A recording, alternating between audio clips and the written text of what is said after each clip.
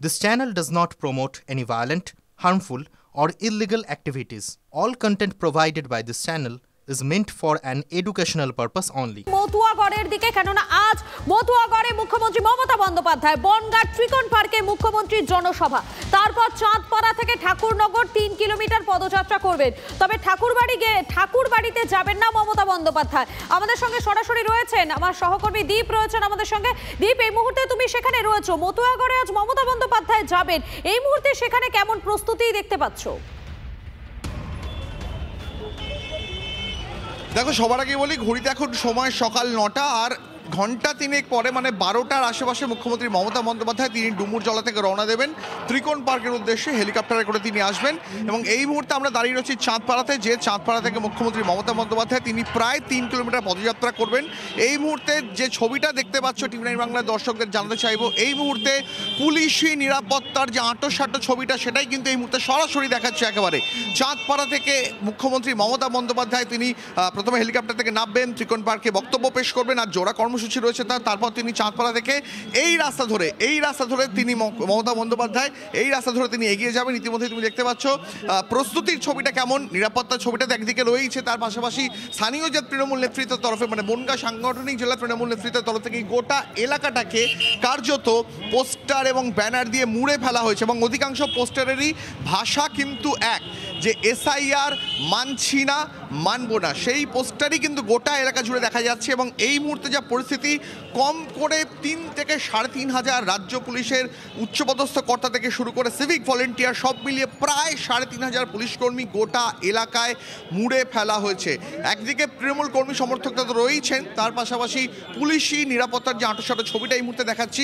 সকাল 9টা বাজে মূল কর্মসূচি, যে জোড়া কর্মসূচি রয়েছে সেটা শুরু হতে এখনও বেশ খানিকটা দেরি। তবে তার আগেই কিন্তু এই চাঁদপাড়া, যেখান থেকে মমতা বন্দ্যোপাধ্যায় হাঁটা শুরু করবেন, সেই চাঁদপাড়া নিরাপত্তার আঁটো ছবিটা কিন্তু দেখতে পাওয়া যাচ্ছে। এর পাশাপাশি আরও একটা খুব গুরুত্বপূর্ণ জিনিস, যেটা কার্যত নজিরবিহীন বলা চলে, মমতা বন্দ্যোপাধ্যায় মতুয়াগড়ে আসছেন, কিন্তু মতুয়া ঠাকুরবাড়িতে একেবারেই দীপ, আজ মমতা বন্দ্যোপাধ্যায় মতুয়াগড়ে যাবেন ঠিকই, তিনি বনগাঁ ত্রিকোণ পার্কে মুখ্যমন্ত্রী জনসভা করবেন, চাঁদপাড়া থেকে ঠাকুরনগর 3 কিলোমিটার পদযাত্রা করবেন, কিন্তু ঠাকুরবাড়িতে যাবেন না মমতা বন্দ্যোপাধ্যায়।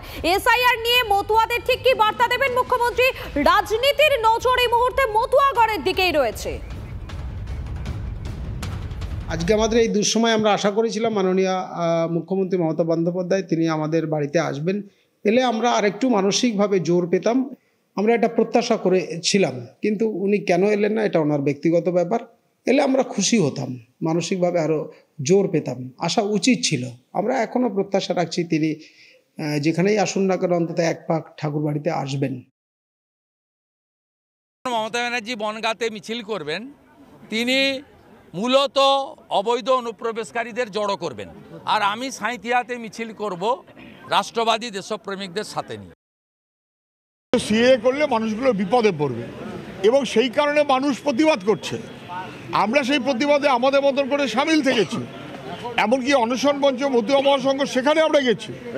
তারপরে এটা ওখানকার অনেকে বলেছিলেন যে এই যে আপনারা আসলেন এখন একটু টনক নড়বে তৃণমূলের। দেখা গেল 12 দিনের মাথায় তৃণমূল গিয়ে হাজির হলো এবং শেষমেশ এখন মমতা ব্যানার্জি যাবেন ভয়ে চাপে। দিদির সঙ্গে ভোটের সম্পর্ক, ভোট শেষ, দিদির সঙ্গে গল্প শেষ।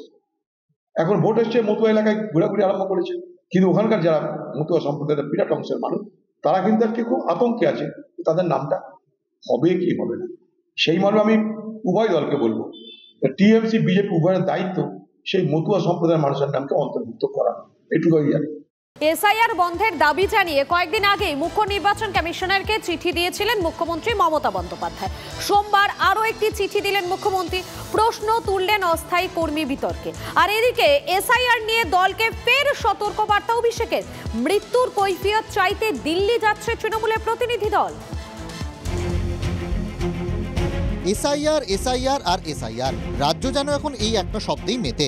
রাজনীতিও চলছে টি-20-র মেজাজে। এসআইআর আবহে রাজ্যের মুখ্যমন্ত্রী ফের চিঠি দিলেন নির্বাচন কমিশনারকে। প্রথম চিঠিতে মুখ্যমন্ত্রী দাবি করেছিলেন এসআইআর বন্ধের। দ্বিতীয় চিঠিতে মুখ্যমন্ত্রীর প্রশ্নে সিইও দফতরের ভূমিকা। মুখ্যমন্ত্রীর প্রশ্ন, অস্থায়ী ডেটা এন্ট্রি অপারেটরদের নির্বাচনের কাজে নিষেধাজ্ঞা কেন? 1000 ডেটা এন্ট্রি অপারেটর বাইরে থেকে নিয়োগের নির্দেশ কেন? প্রশাসনের দক্ষ কর্মী আছেন, নতুন করে লোক ভাড়ার নির্দেশ কেন দেওয়া হচ্ছে? ক্ষমতা হারানোর ভয়ে এসব চিঠি লিখছেন, এর কোনো বাস্তবতা নেই, এর কোনো যৌক্তিকতা নেই। আমি সরকারি ব্যবস্থা সাপোর্ট দেবো না, নির্বাচন কমিশন তার মতন করে নিতে পারবে না। তার মানে মমতা ব্যানার্জির এই চিঠির মূল মানেটা হচ্ছে যত চাপ বিএলওদের ঘাড়ে পড়ুক। দুপুরে মুখ্যমন্ত্রীর চিঠি, সন্ধ্যের পর সাংবাদিক সম্মেলনে রাজ্যের মুখ্য নির্বাচনী আধিকারিক।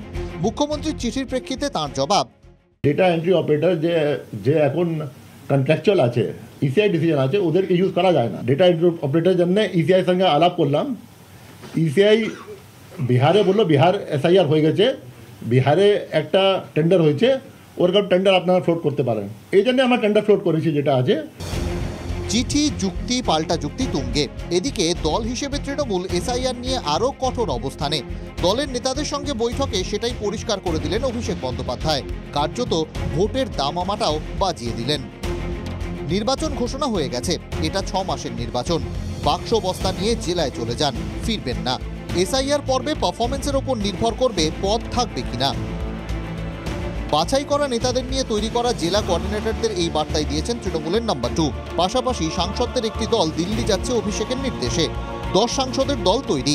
দেশের মুখ্য নির্বাচন কমিশনারের জন্য তৃণমূলের প্রশ্ন, যাদের পরিবার মৃত্যুর জন্য নির্বাচন কমিশনকে দায়ী করেছে তাদের মৃত্যুর দায় কেন নির্বাচন কমিশন নেবে না? কেন মুখ্য নির্বাচন কমিশনারের বিরুদ্ধে এফআইআর হবে না? নির্বাচন কমিশনের দেওয়া তথ্য বলছে এসআইআর এর কাজ মধ্য গগনে। কিন্তু এই পর্বেও তৃণমূলের অন্দরের কোন্দল নিয়ে ক্ষুব্ধ অভিষেক। কেন এসআইআর ক্যাম্পে যাননি মনোজ তিওয়ারি, মনোরঞ্জন ব্যাপারী, কাঞ্চন মল্লিক, হুমায়ুন কবিররা? সেই প্রশ্ন তুলেও কড়া বার্তা অভিষেকের। শ্রাবন্তী সাহা ও সৌরভ গুহর রিপোর্ট, TV9 বাংলা।